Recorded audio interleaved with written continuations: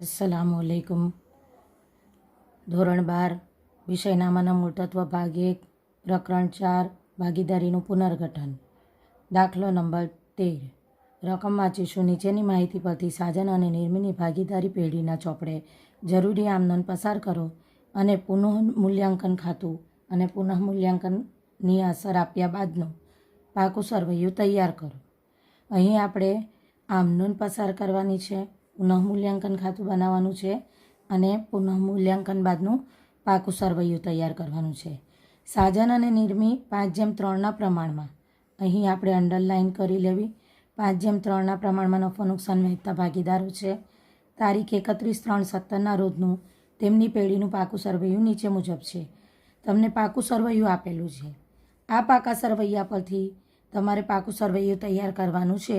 એટલે અંદર જે વિગતો છે તે વિગતો તમામ તમારી નવા પાકા સરવૈયામાં એટલે કે પુનઃમૂલ્યાંકન બાદના પાકા સરવૈયામાં આવશે. પરંતુ તમે દાખલા નંબર 12માં જોઈ ગયા કે અનામતો હોય અને એકત્રિત નફો હોય તો તેની વહેંચણી જૂના ભાગીદારોને જૂના પ્રમાણમાં કરી દેવાની. કારણ કે તે જૂનો નફો છે, પુનઃમૂલ્યાંકન પહેલાંનો નફો છે કે ખોટ હોય તો તે પણ જૂના ભાગીદારોને જૂના પ્રમાણમાં વહેંચવાની. કારણ કે તે પણ શું છે તો જૂની ખોટ છે. એ જ રીતે કોઈ અન્ય ભંડોળ એવું છે કે જેની સામે તમારી જવાબદારીઓ હોય તો એ જવાબદારીઓ ચૂકવ્યા પછી જે બાકી બચતી રકમ હોય તો તે ભંડોળ કે અનામતો તમારે ભાગીદારો વચ્ચે જૂના પ્રમાણમાં વહેંચી દેવાની. એટલે સૌથી પહેલાં તો આપણે એ ધ્યાનમાં લેવાનું છે કે અહીંયા ભાગીદારોની સામાન્ય અનામત અને નફા નુકસાન ખાતાની બાકીઓ ભાગીદારો વચ્ચે જૂના પ્રમાણમાં વહેંચી દઈશું.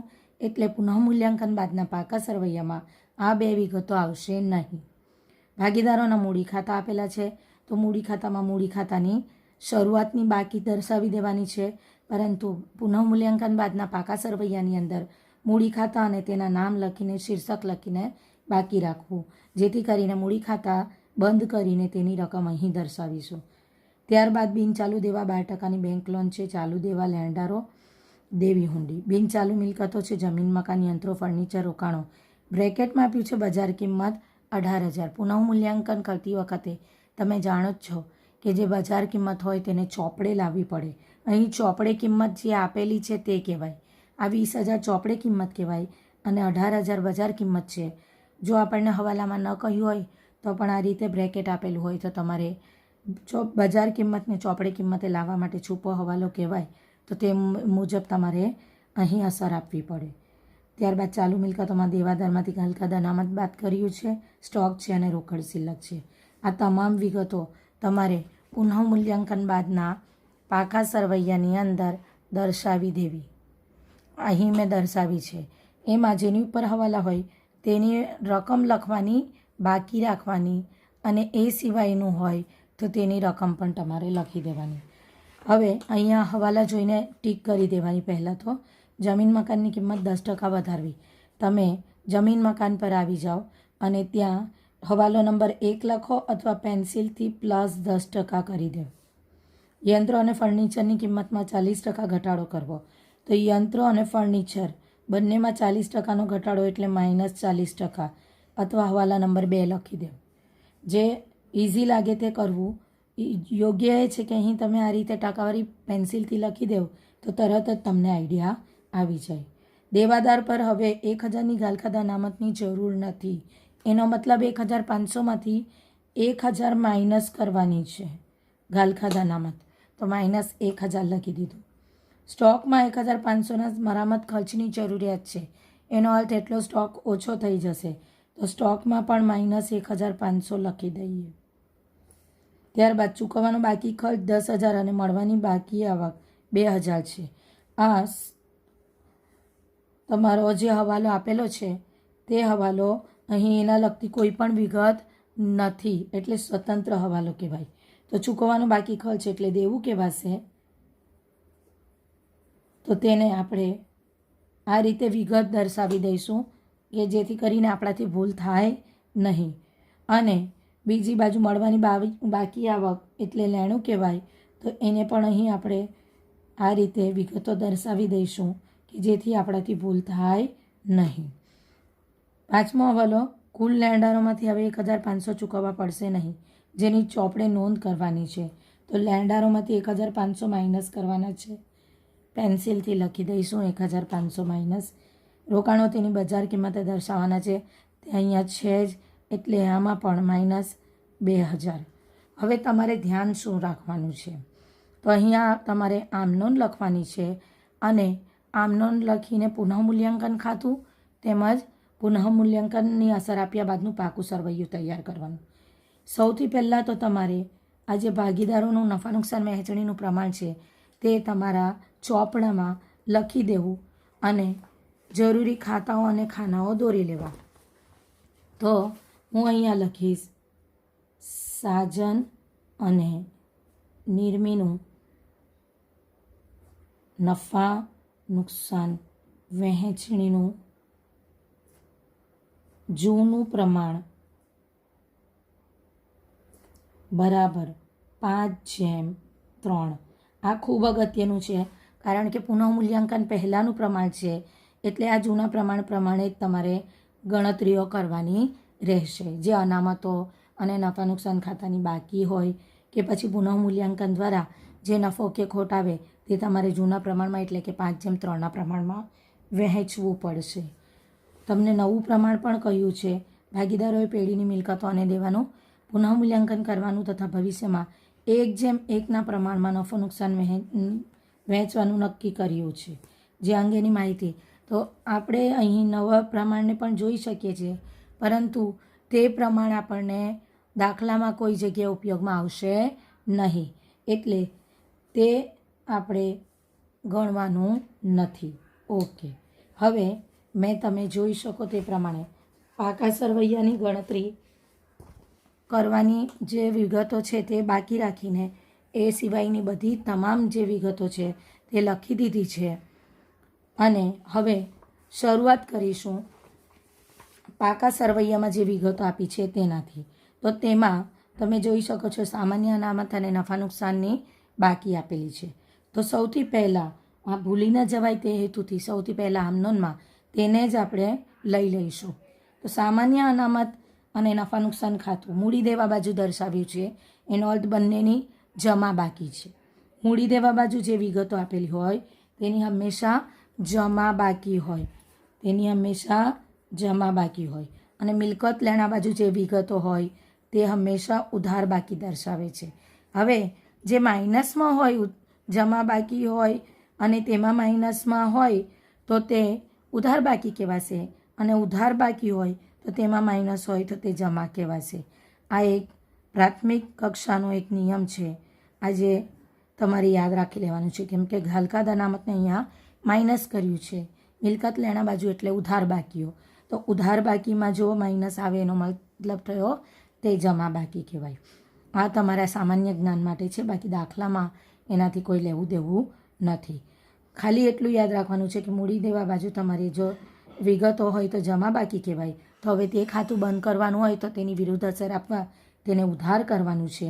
અહીંયા સામાન્ય અનામત ખાતું અને નફા નુકસાન ખાતું બંને ઉધાર થશે, અને કેમ કે આ નફાની બાકીઓ છે, એકત્રિત નફો છે, તો તેને તમારે ભાગીદારોને જૂના પ્રમાણમાં વહેંચી દેવાનું છે. એટલે હવે પછીના પાકા સરવૈયામાં સામાન્ય અનામત અને નફા નુકસાન ખાતું આવશે નહીં. આપણે અહીંયા આમનોન લખી દઈએ, તારીખ આપણી પાસે નથી એટલે ક્રમ લખી દઈએ તો ચાલે. અહીંયા પહેલી આમનોંધ આવશે સામાન્ય અનામત ખાતે ઉધાર, તે સાજનના મૂડી ખાતે, તે નિર્મીના મૂડી ખાતે. સામાન્ય અનામતની બાકી તમને 80,000 દર્શાવેલી છે. આમનોનના ખાના દોરતા તમને આવડે જ છે 80,000. તો હવે સાજનના મૂડી ખાતે કઈ રકમથી આપણે તેને જમા કરીશું અને નિર્મીના મૂડી ખાતે કઈ રકમથી જમા કરીશું? તો અહીંયા 5:3નું પ્રમાણ આપણે લખી જ દીધું છે. 5:3નું પ્રમાણ છે એટલે આપણે તેને 5 અને 3 8, તો 5 અષ્ટમાંશ 8માંથી 5 ભાગ આપીશું, અને અહીંયા 3 અષ્ટમાંશ ભાગ આપીશું. એટલે એને કેલ્સી પર ગણતરી કરીશું. તો કેલ્સી પર ગણતરી કરતાં સાજનમાં આવશે 50,000 અને નિર્મીમાં બાકીની રકમ એટલે કે 30,000 આવશે. 50 ને 30 80,000. તમે જાણો જ છો ડાબી બાજુ બરાબર જમણી બાજુ અને ઉધાર બરાબર જમા, એટલે કે ઉધારમાં જેટલો સરવાળો હોય તેટલો જ જમામાં પણ સરવાળો આવે. બાબત જે જ્યાં સુધી કહ્યું ન હોય ત્યાં સુધી બાબત જે લખવી જરૂરી હોય. દાખલામાં તમને રકમમાં કહ્યું હોય કે બાબત જે લખવી જરૂરી નથી તો નહીં લખો તો ચાલે, બાકી ન કહ્યું હોય તો તમારે ટૂંકી પણ બાબત જે લખી દેવાની. સામાન્ય અનામતની ભાગીદારો વચ્ચે જૂના પ્રમાણમાં વહેંચણી કરી તેના. તો આજે બાબત જે લખી ત્યારબાદ આપણે આમ નોંધ લખી છે તેની ખતમણી ભાગીદારોના મૂડી ખાતે કરી દઈશું. સાથે સાથે તો એક વિગત આખી કમ્પ્લીટ થઈ જશે. ભાગીદારોના મૂડી ખાતા મેં બનાવેલા છે, જેની અંદર બાકી આગળ લાવ્યા તરીકે ભાગીદારોના મૂડી ખાતાની બાકી જે હતી તે ઉતારી દીધી છે. અહીંયા હું સામાન્ય અનામત ખાતે લખી દઈશ 50,000 અને 30,000. આ એક વિગત થઈ ગઈ. એ જ રીતે નફા નુકસાન ખાતાની બાકી પણ તમારે વહેંચી દેવાની છે ભાગીદારો વચ્ચે જૂના પ્રમાણમાં. તો નફા નુકસાન ખાતે ઉધાર ફરીવાર એ જ રીતે ઉપર જેમ સાજનના મૂડી ખાતે 5/8 તે નિર્મીના મૂડી ખાતે 3/8. તો નફા નુકસાન ખાતાની બાકી આપેલી છે તમને 48,000 લખી દઈશું અને તે 48,000ની વહેંચણી કરીશું તો 30,000 અને 18,000 આવશે. ફરીવાર જોઈ શકો ઉધાર અને જમાનો સરવાળો એક સરખો, તેની પણ બાબત છે લખી દેવી.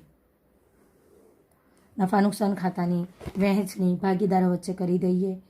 અહીં લખીએ નફા નુકસાન ખાતે 30,000 અને 18,000.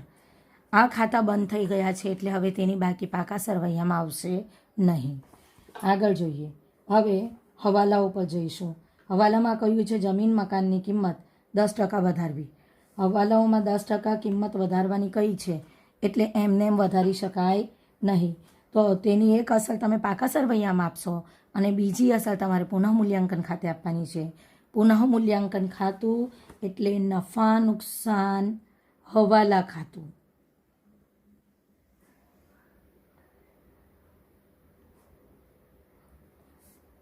તમારે એટલું સમજી લેવાનું છે કે જ્યારે પણ પુનર્ગઠન થાય છે ત્યારે મિલકતો અને દેવાનું પુનઃમૂલ્યાંકન કરવામાં આવે છે, એટલે કે તેની બજાર કિંમતને ચોપડે કિંમતમાં લાવવામાં આવે છે. તો તેમાં મિલકતો અને દેવામાં વધારો ઘટાડો થાય છે. તે વધારો ઘટાડોની નોંધવા માટે જે ખાતું બનાવવામાં આવે તેને પુનઃમૂલ્યાંકન ખાતું અથવા નફા નુકસાન હવાલા ખાતું કહેવામાં આવે છે. તો આ નફા નુકસાન હવાલા ખાતું તમારે પુનર્ગઠન વખતે હંમેશા બનાવવું જરૂરી છે. આગળ જોઈશું કે જમીન મકાનની કિંમત 10% વધારવી. હવે આ 10%નો વધારો એક તો પાકા સરવૈયામાં દર્શાવાશે, બીજું તમારે પુનઃમૂલ્યાંકન ખાતામાં દર્શાવવાનું છે. જમીન મકાન એટલે મિલકતો. મિલકતોમાં વધારો થાય તો પુનઃમૂલ્યાંકન ખાતામાં જમા કરવું, કારણ કે પુનઃમૂલ્યાંકન ખાતું પણ એક નફા નુકસાન ખાતાનો એક ભાગ છે. એટલે એની ઉધાર બાજુ એટલે ખર્ચ કે નુકસાનની બાજુ અને જમા બાજુ એટલે ઉપજ કે લાભની બાજુ. એટલે અહીંયા જો મિલકતમાં ઘટાડો હોય, મિલકતમાં ઘટાડો અને દેવા કે જોગવાઈમાં વધારો હોય તો એ નુકસાન કહેવાય. તો તેને તમારે પુનઃમૂલ્યાંકન ખાતાની ઉધાર બાજુ નોંધવું. એ જ રીતે મિલકતોમાં વધારો થાય અને દેવા કે જોગવાઈમાં ઘટાડો થાય તો તે લાભ કહેવાય, એટલે તેને પુનઃમૂલ્યાંકન ખાતાની જમા બાજુ નોંધવું. આ તમારે હંમેશા યાદ રાખવાનું છે કે મિલકતમાં ઘટાડો અને દેવા કે જોગવાઈમાં વધારો, એ રીતના મિલકતમાં વધારો કે દેવા કે જોગવાઈમાં ઘટાડો. તો આ વિગતો એટલે ખર્ચ કે નુકસાન ઉધાર બાજુ નોંધાય, અને મિલકતમાં વધારો કે દેવા જોગવાઈમાં ઘટાડો એટલે ઉપજ કે લાભ કહેવાય. તો તે હંમેશા જમા બાજુ પુનઃમૂલ્યાંકન ખાતામાં નોંધવાનું રહેશે. આ વિગતો જો તમને એકવાર સમજણ પડી ગઈ તો તમે આસાનીથી આ દાખલાઓ ગણી શકશો. એટલે અહીંયા જમીન મકાનની કિંમતમાં વધારો થયો. જમીન મકાનની કિંમતમાં વધારો થાય એટલે તમારી માટે લાભ કહેવાય. તો લાભ બતાવવા માટે પુનઃમૂલ્યાંકન ખાતું તમારે જમા કરવું પડશે. એની સાથે સાથે જમીન મકાનમાં વધારો, તમે જાણો છો જમીન મકાન એટલે મિલકત, અને મિલકત ખાતાનો નિયમ છે આવે તે ઉધાર. એટલે અહીંયા નોંધ કરીશું જમીન મકાન ખાતે ઉધાર. કેટલા રૂપિયા? 10% વધારવાના છે. 1,40,000ના 10% એટલે 14,000 રૂપિયા વધશે જમીન મકાનની કિંમતમાં. તે પુનઃમૂલ્યાંકન ખાતામાં લાભ છે એટલે દર્શાવીશું, જમા કરીશું. બાબત જે લખાય તેમાં પુનઃમૂલ્યાંકનને લીધે જમીનની કિંમતમાં વધારો નોંધ્યો તેના. બાબત જે લખવી જ્યાં સુધી ન કહ્યું હોય ત્યાં સુધી જરૂરી છે. એની આપણે અસર આપીશું. જમીન મકાનમાં વધારો. જમીન મકાનની કિંમત તમને ચોપડે આપેલી છે, તે છે 1,40,000. 1,40,000માં તમારે 14,000 ઉમેરવાના છે, તો એ થઈ જશે તમારા 1,54,000. એટલે જમીન મકાનમાં 1,54,000 લખી દેવા. અને પુનઃમૂલ્યાંકન ખાતાની જમા બાજુ પર જમીન મકાન ખાતે બ્રેકેટમાં લખી શકો વધારો, જેથી તમને આઈડિયા આવે કે મિલકતમાં વધારો નોંધાયો છે. જે રકમ વધારી છે તે જ રકમ અહીંયા લખવી પડે. એટલે કે 14,000નો વધારો નોંધાયો, તે 14,000 અહીંયા દર્શાવવા પડે. એ રીતે યંત્રો અને ફર્નિચરની કિંમતમાં 40% ઘટાડો કરવાનો છે. હવે બંનેમાં તમારે ઘટાડો કરવાનો છે, એટલે તમારે તેને સાથે સંયુક્ત આમનોંધમાં દર્શાવી દેવું તો પણ ચાલે. મિલકતમાં ઘટાડો એટલે ખર્ચ કે નુકસાન છે, તો ખર્ચ કે નુકસાન પુનઃમૂલ્યાંકન ખાતે ઉધાર થાય. અને મિલકતોમાં ઘટાડો એટલે તેની વિરુદ્ધ અસર આવે તે ઉધારને જાય તે જમા. તો મિલકતોમાં ઘટાડો એટલે તેને જમા કરવું પડે. પુનઃમૂલ્યાંકન ખાતે ઘટાડો છે એટલે પુનઃમૂલ્યાંકન ખાતે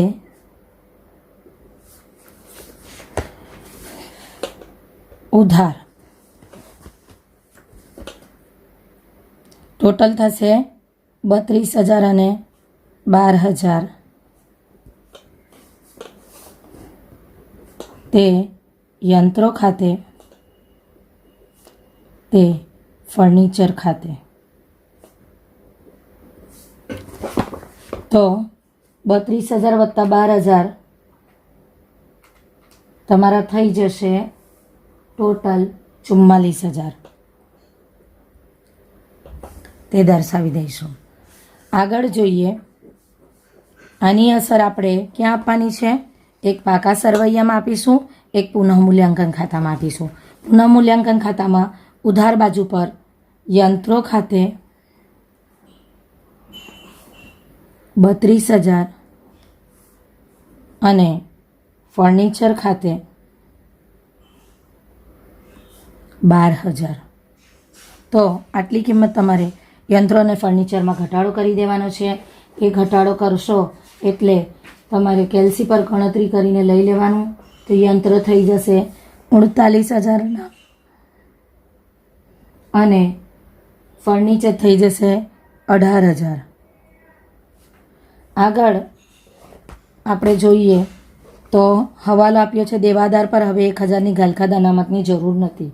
ઘાલખાદ અનામતની હંમેશા જમા બાકી આવે તો એ જમા બાકીનો ઘટાડો કરવાનો છે. એટલે ઘાલખાદ અનામતને આપણે ઉધાર કરીશું. તો લખીએ ઘાલખાદ અનામત ખાતે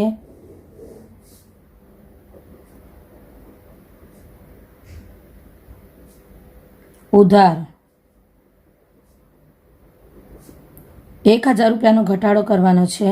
તો તે ઘટાડો કરીશું તે પુનઃમૂલ્યાંકન ખાતે જમા, કારણ કે તે એક પ્રકારનો લાભ કહેવાય.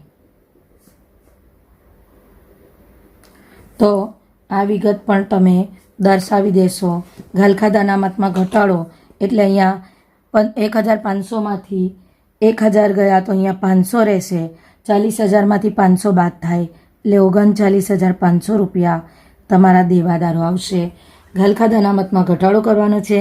પુનઃમૂલ્યાંકન ખાતાની જમા બાજુ દર્શાવીશું. ઘાલખાદ અનામત ખાતે 1,000 રૂપિયા જે વધારો કે ઘટાડો કર્યો હોય તે જ દર્શાવવાનો રહેશે. આગળ જોઈશું. સ્ટોકમાં 1,500ના મરામત ખર્ચની જરૂરિયાત છે. સ્ટોક મિલકત છે.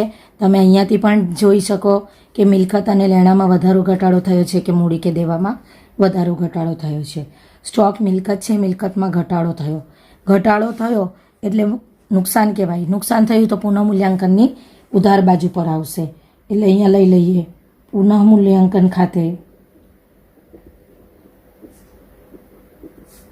ઉધાર કેટલા રૂપિયા ઘટાડવાના છે? 1,500. તે સ્ટોક ખાતે, કારણ કે સ્ટોકમાં ઘટાડો એટલે જાય તે જમાના નિયમ મુજબ નોંધીશું. અહીંયા તમારે પુનઃમૂલ્યાંકન ખાતેની ઉધાર બાજુ સ્ટોક ખાતે 1,500. સ્ટોક હતું તમારું 31,500. 31,500માંથી 1,500 ગયા, બચ્યા 30,000. આગળનો હવાલો. કુલ લેણદારોમાંથી હવે 1,500 ચૂકવવા પડશે નહીં. લેણદારો એટલે દેવા, દેવામાં ઘટાડો, ઘટાડો એટલે લાભ. તો પુનઃમૂલ્યાંકન ખાતામાં જમા બાજુ. અને લેણદારોની હંમેશા જમા બાકી હોય તેમાં ઘટાડો કરવા માટે તેને ઉધાર કરી દઈશું. લેણદારો ખાતે ઉધાર તે પુનઃમૂલ્યાંકન ખાતે કેટલા ઘટાડવાના છે? 1,500. તો અહીંયા 1,500 લખી દઈશું. લેણદારોમાં ઘટાડો છે એટલે લેણદારો છે તમને આપેલા 32,000. 32,000માંથી 1,500 માઇનસ કરીશું તો થઈ જશે 30,500. અને અહીંયા પુનઃમૂલ્યાંકન ખાતાની જમા બાજુ લેણદારો ખાતે 1,500. આગળનો હવાલો. ચૂકવવાનો બાકી ખર્ચ 10,000 અને મળવાની બાકી આવક 2,000 છે. તો ચૂકવવાનો બાકી ખર્ચ એટલે ખર્ચમાં વધારો થયો. ખર્ચમાં વધારો એટલે પુનઃમૂલ્યાંકન ખાતાની ઉધાર બાજુ આવશે. પુનઃમૂલ્યાંકન ખાતે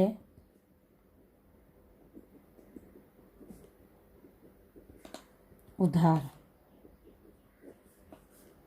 તે ચૂકવવાના બાકી ખર્ચ ખાતે. તો પુનઃમૂલ્યાંકન ખાતાની ઉધાર બાજુ પર 10,000 લખી દઈશું અને પાકા સરવૈયામાં મૂડી દેવા બાજુ દર્શાવીશું. પુનઃમૂલ્યાંકન ખાતામાં ઉધાર બાજુ પર ચૂકવવાનો બાકી ખર્ચ ખાતે 10,000. મૂડી દેવા બાજુ ચૂકવવાના બાકી ખર્ચ 10,000. આગળ જોઈએ. મળવાની બાકી આવક. મળવાની બાકી આવક એટલે મિલકતમાં વધારો. મળવાની બાકી આવક 2,000 દર્શાવવાની છે.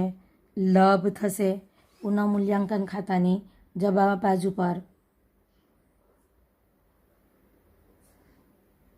આમ નોંધ લખી દઈશું એની.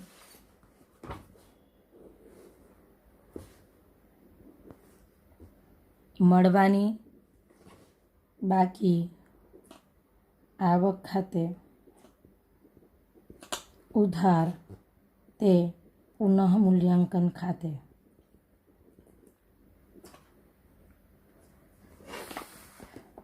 2,000 રૂપિયા.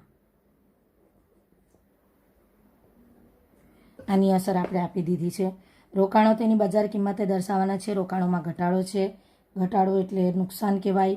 તો તેને આપણે દર્શાવીશું પુનઃમૂલ્યાંકન ખાતાની ઉધાર બાજુ. રોકાણો ખાતે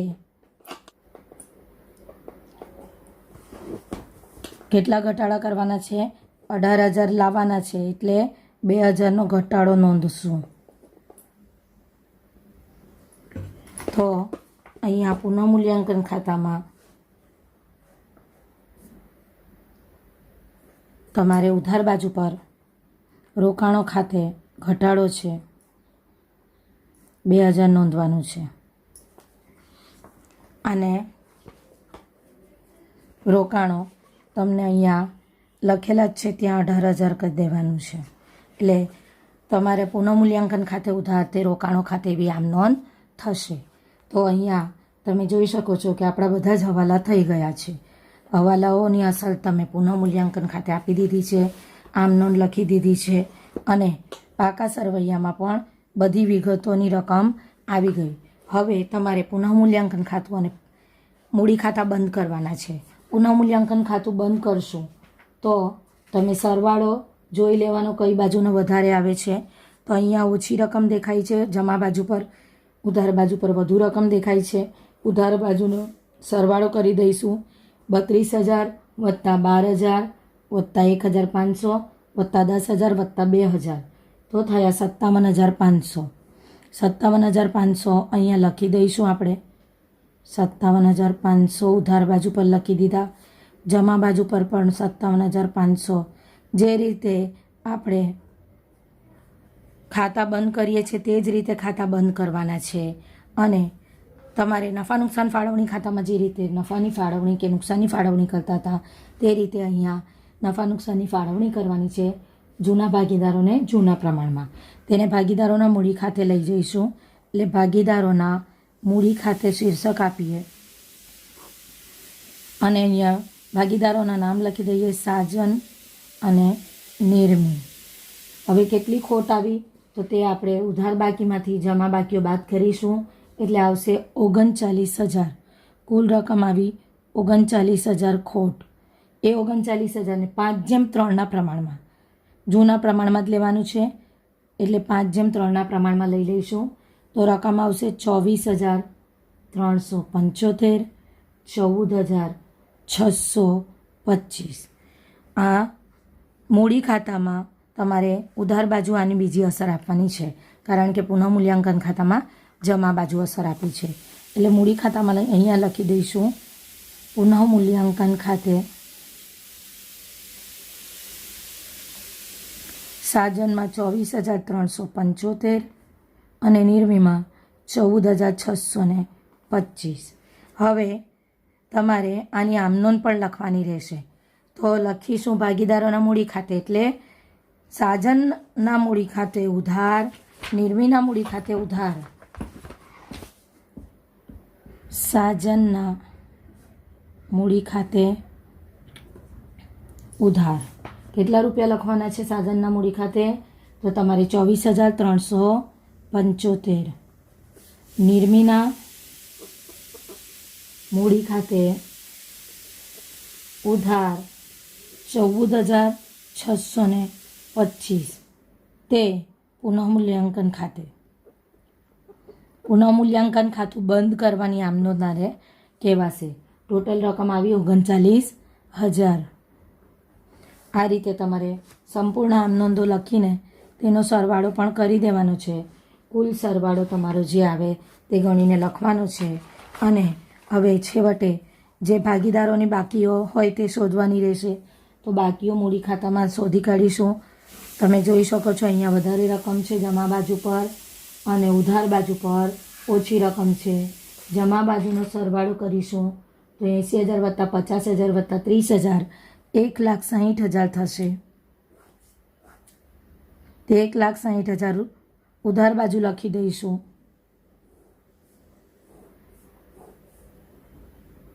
મૂડી ખાતા બંધ કરતાં તમને આવડે જ છે એ રીતે નિર્મીમાં 98,000.